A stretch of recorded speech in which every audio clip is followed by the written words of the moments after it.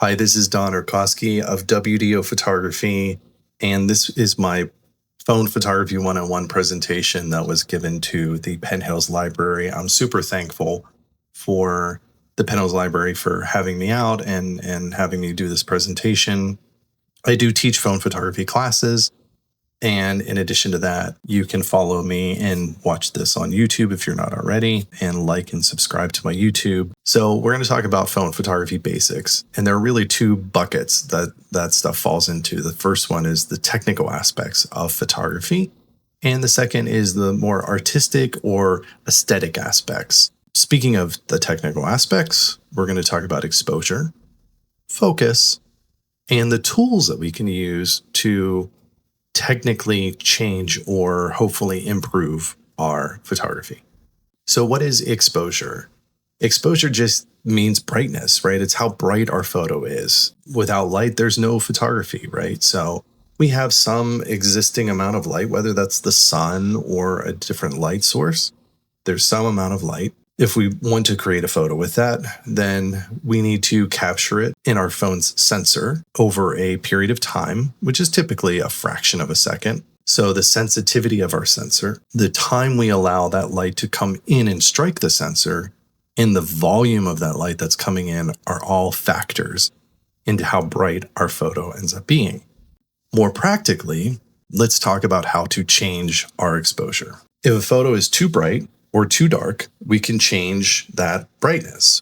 With an iPhone, you can just press on the screen where you want to focus the picture and then drag up and down near that line. You don't have to be right on that line, but near that line that has the little sun icon or light icon in it. If you drag up, it gets brighter. If you drag down, it gets darker. On Android phones, they usually still have this process, but it varies in terms of how you do it.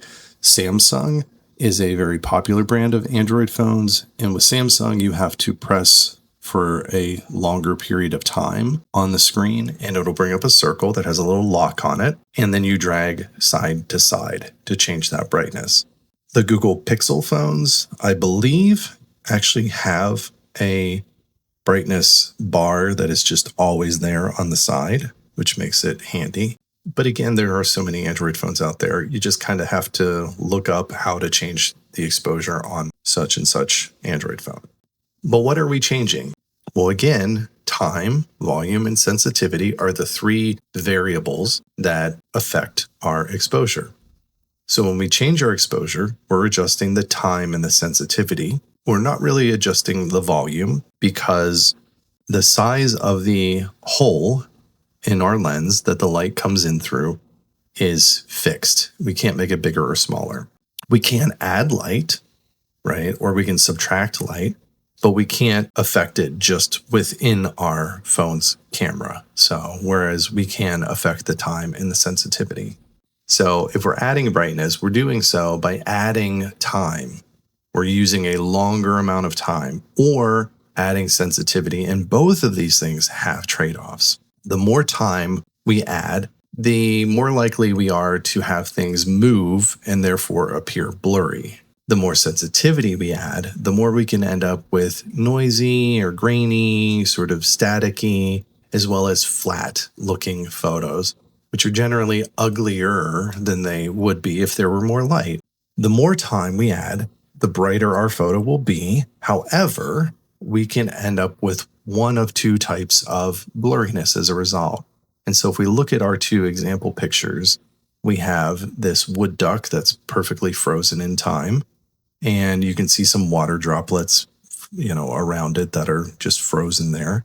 And we have a tricolor heron below there, which is very much in motion. So motion blur happens when our subject is moving and we can't freeze that motion. If you've ever taken a photo of a pet with zoomies or a toddler with zoomies running around inside where there's not much light, and everything's a blur, that is motion blur. There's just not enough light that our phone is saying, I need enough time to bring this up to the level of brightness that you want.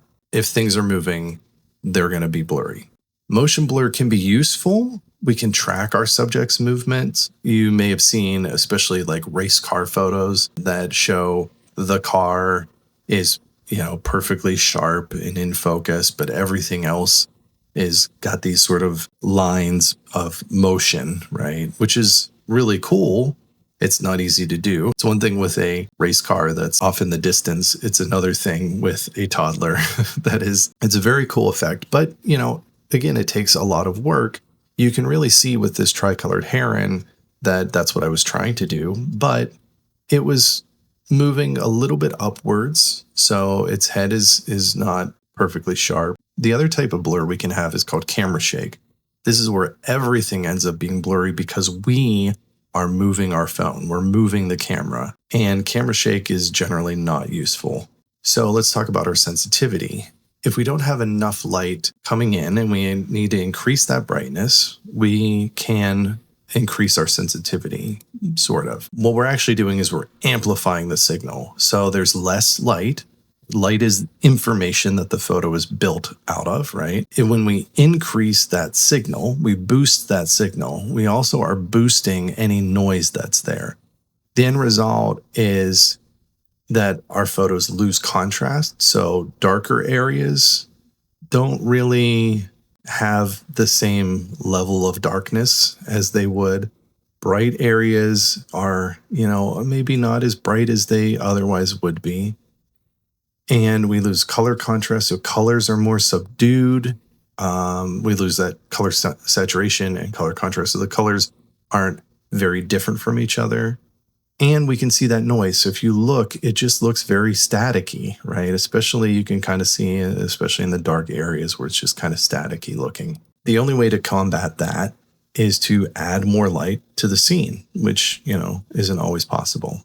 Let's talk about focus next. Focus is what is sharp in our photos. Our phone cameras allow us to just press on the area in the picture that we want it to focus on, and it will hopefully get it in focus. Our phones also have a lot of what we call depth of field, which is the amount of stuff in front of and behind what we focus on that appears to be in focus or that appears sharp. If we look at this picture here, the woman holding her phone up, whose elbow is on the barricade there, she's sharp. She's in focus.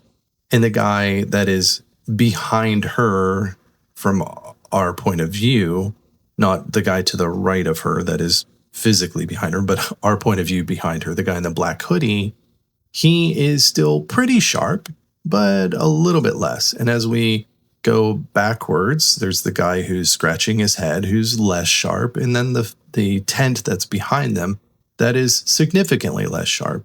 And likewise, if we come forward, there's not a whole lot of stuff in front of her, but the barricade that is towards the right of the picture in front of, well, that guy has a black hoodie as well. The first guy I was talking about is the guy that doesn't have a hat on, but the guy with the hat on and the black hoodie, the barricade that's in front of him, the edge of it there is just starting to get soft, but it's this slow, gradual thing, which brings me to portrait mode.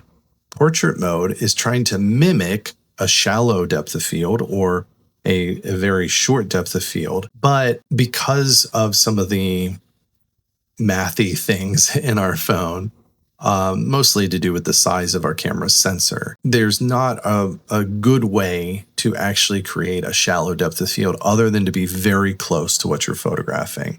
So if you're photographing like a small flower, then the amount of stuff in focus behind it will be pretty small if you're like an inch away. But when we're photographing something like a person and we want that out of focus, blurry background, most phones today have portrait mode, which allow us to mimic that. They're not exactly perfect. What they're doing is taking an out of focus picture and an in focus picture and merging the two together. There's no gradual change there, which is why they can be problematic. Also, they're cutting out what they believe to be the subject. And if they're wrong, let's say somebody has their arms or has their hands on their hips with their elbows sticking out, that space that's in between their body and their elbows, that little triangle there, a lot of times portrait mode misses that and doesn't put that stuff that's inside of that little triangle out of focus. Another problem, as a bald guy, I can tell you, if I let my hair grow out a little bit on the sides, then it really struggles with where my head ends and where that hair is. And it just doesn't look very natural. So that said, it's a very useful tool when it works well. Speaking of tools, let's talk about tools and accessories we can add to our phones to help improve our photography. Probably the biggest add-on that we can invest in is something like a tripod. You may have heard of tripods. They have 3 legs and the camera sits on top of it. Monopods you might not be as familiar with, and gimbals too you may not be familiar with. All of these, though, add stabilization, and the gimbals allow for some fluid motion, and they're really good for video. Gimbals are things that allow you to hold a camera inside of the gimbal and not have motion show up as much. Whereas tripods sits either on a desk or on the floor and doesn't move itself. Monopods are like a one-legged tripod. You may have seen those for like sports photography. If you've watched sports, you see the guys on the sideline with the gigantic lenses and the stick sticking out of them. That's the monopod. Monopods are helpful, but again, they're mostly used for having, long lenses. That being said, we can add lenses to our phones, which allows us to change our focal length. That is the amount of stuff that we are seeing in our photos. So there's wide angle lenses that show you a lot of stuff, right? They're even to the degree of what are called fisheye lenses that show you like a 180 degree view. There are telephoto lenses that zoom in on things that are far away, essentially. So oftentimes people call those telephoto lenses zoom lenses. That's not technically correct because you can have a wide angle zoom lens.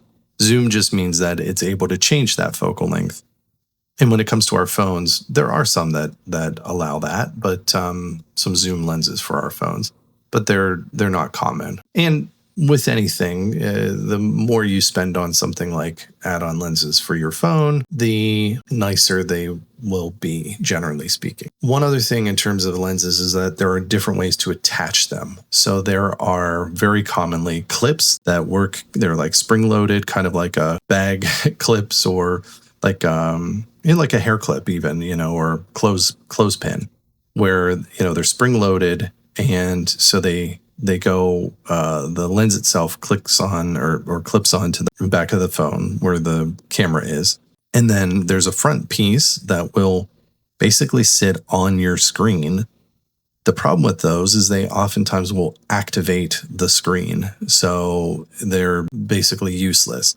Not all of them, and it depends on the phone, but they can be problematic. So just putting that out there. There are also phone cases that you can add that hold lenses, but those are obviously very specific to that model of phone, right?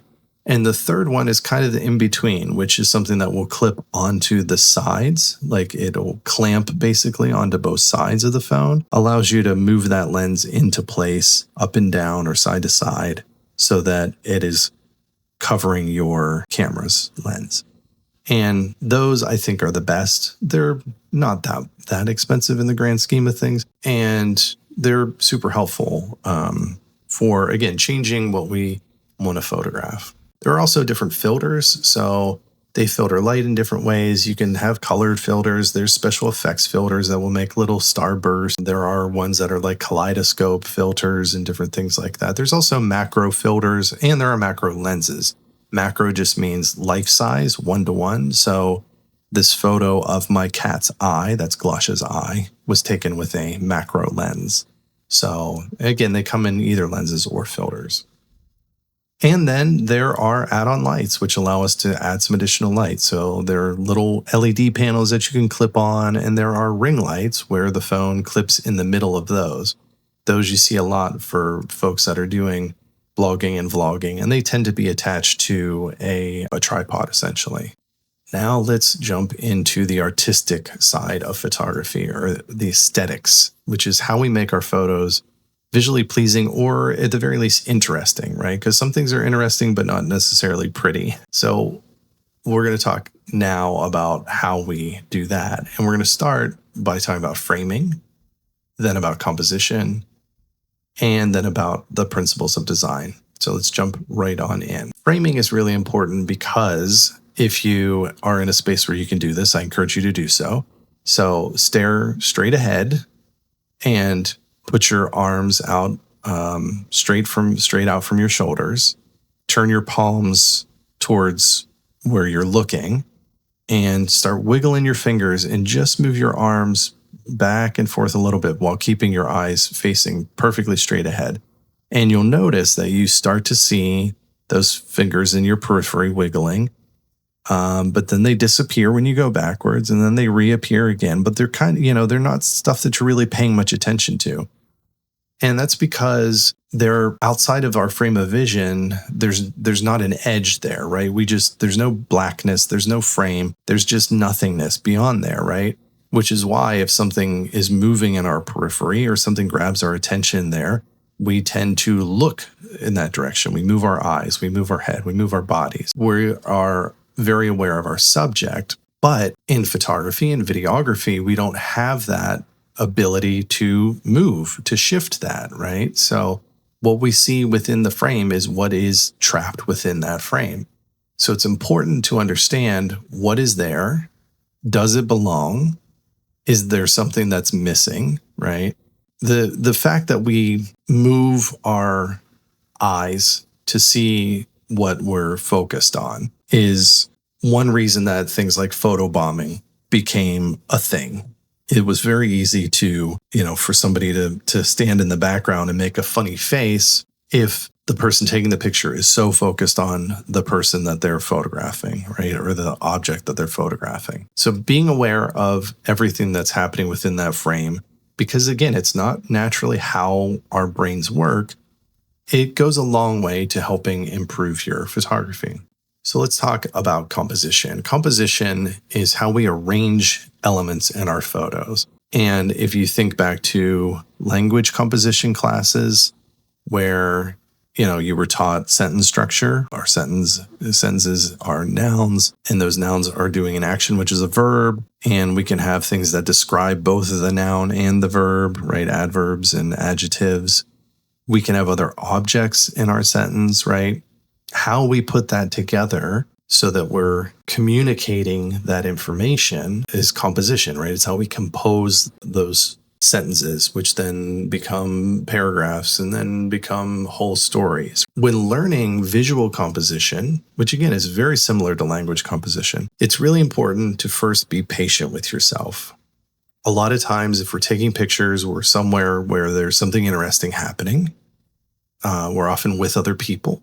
And those other people might just want to move on. They want to keep going, right?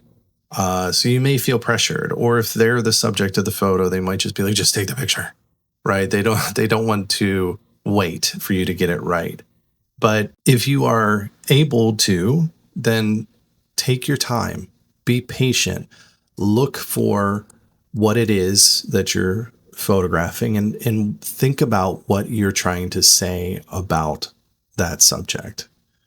So the first thing we have to do, other than being patient, is to identify what that subject is, right? Once we've identified that subject, it's helpful to say what it is to yourself. Charcuterie board, right? In the case of this photo here. So identify what that subject is and say it to yourself. You don't have to say it out loud, but say it to yourself so that your brain registers, okay, this is the subject. Then we want to check that frame, right? Framing. We want to look all around. Is there anything in here that doesn't belong? Is there something missing that should be there? We want to set our focus. So remember, press on the screen. Then we're going to set our exposure. We're going to drag up and down or side to side, whichever way changes the brightness. If we think that we need to change it, then it's really helpful to think about how somebody looking at this picture, once it's taken, how they will travel around the picture.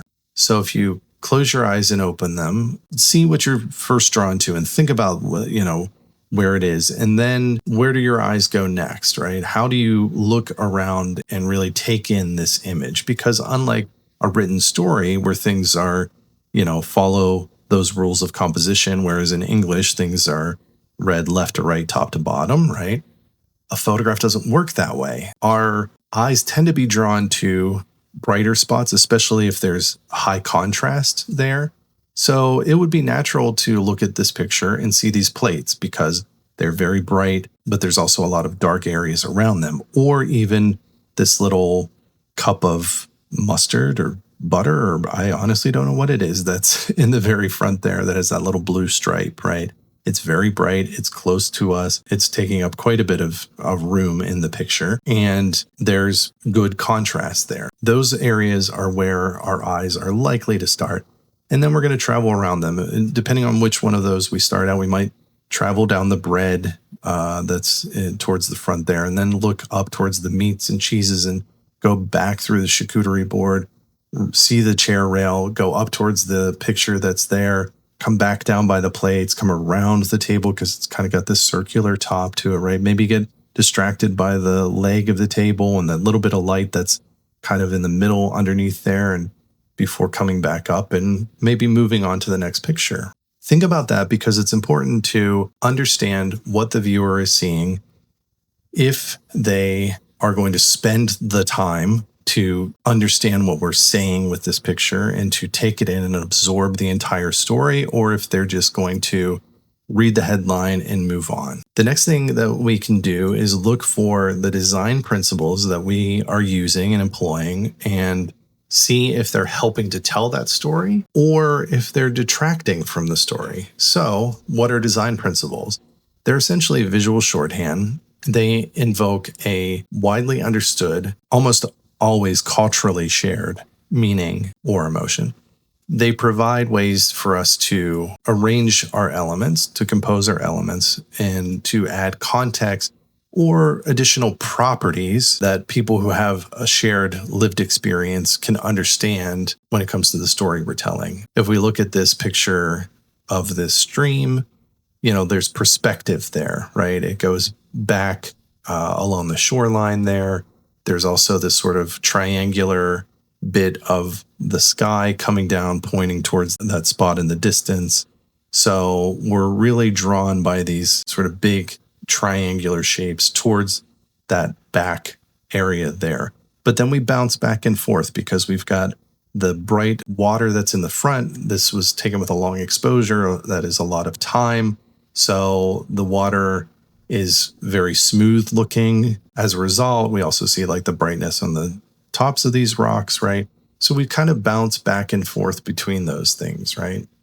And so it's important to think about what is the message here? What are we trying to say? And that doesn't have to be some profound, earth-shattering thing. It can be, hey, look at this, pretty creek. And it doesn't have to be some mind-blowing thing that no one's ever thought of before, right? Because, we take millions of pictures.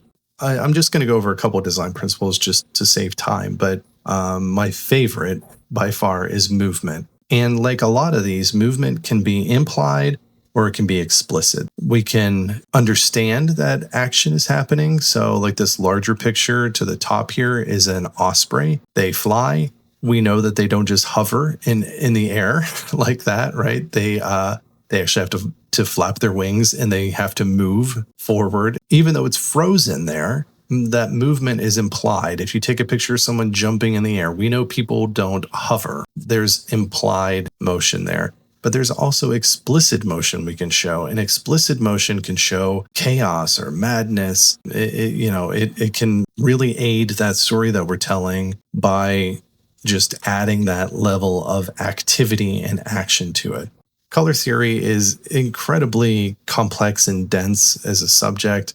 Color has deep psychological and cultural meanings. In the West, like in the US, white is the color of wedding dresses because it symbolizes purity, right? Whereas in places like I believe most of China, white is a color of death or funerals, right? So very different meanings, right? So there are cultural meanings. So we have to understand who we're making things for, who our audiences are, in order to know that they are going to understand what we're saying. Just like with language, right? We know that someone has to speak or read our language if we're going to give them the information we're trying to give them. But color has such deep meanings because it can be very personal, right? We have favorite colors, and there are colors that we don't like. Maybe, a color reminds us of our ex, so our stomach turns every time we see it, right? We also associate different emotions with color. Blue being sad, you're feeling blue, right? Red is associated with anger and with passion. Green is associated with envy, but it's also associated with health, right? So all of these things are powerful tools that we can use to reinforce the story that we're telling in our photos, right? And the amount of saturation matters, the amount of color contrast and in the amount of visual space that color takes up matters, right? We also can create monochromatic, that is, photos that are one color, or in the case of black and white photos, which are monochromatic, they lack color, right? They're just black and white. We can use contrasting colors. So contrasting colors, as you've seen in this presentation, blue and orange are my favorite contrasting colors. Cool colors being blue, green, and purple, recede or feel like they're falling away from us. They go backwards, even in 2D artwork, right? So whereas warm colors come towards us. So those are your reds and orange and yellow. So if we combine the colors that are opposite on the color wheel, so yellow and purple, red and green, orange and blue, if we combine those sets, we create an extra sense of depth in our pictures, which is really interesting and super helpful. But again, we have to understand that there are different meanings people can have. We associate sports teams with colors, especially complementary colors, because complementary colors look good together. Looking at this presentation, you might think I'm a fan of the Denver Broncos American football team. I'm not an American football fan. So no, I'm not a fan of that team. But those are the colors that they use, right? So if you see black and gold, that reminds you of Pittsburgh sports teams, right? Because they all fall into that set of colors, right?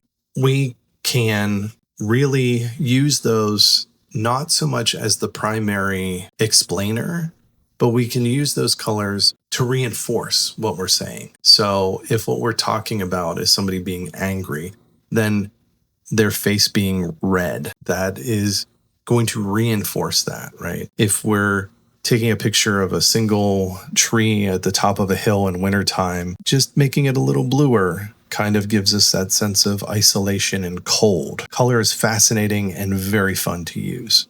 And the final design principle I'm going to talk about today, and again, there are so many others. If you Google them, you'll find line and shape and balance and rhythm and repetition and all these other different design principles. But just for the sake of time, I'm going to keep this shorter. Contrast is the last one I'm going to talk about. Contrast is the difference between black and white. Generally, we think of that's called tonal contrast. But contrast is also essentially comparing opposites, right? Or juxtaposition. In photography, it often comes down to black and white, right? That is not the only way we can use contrast. We can show young and old, short and tall, war and peace, right? We can show all of these things that are in contrast, which really helps drive the message home, especially if we're trying to draw attention to one of those things. So if we show it in comparison to something else, it makes it seem bigger or smaller. Thank you so much for watching.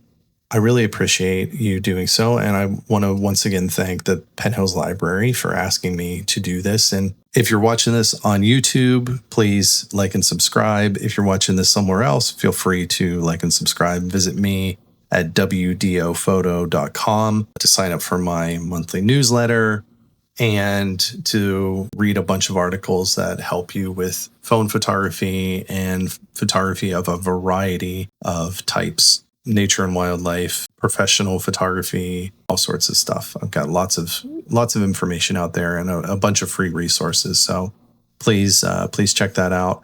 And I will see you next time. And thank you once again for watching. Bye-bye.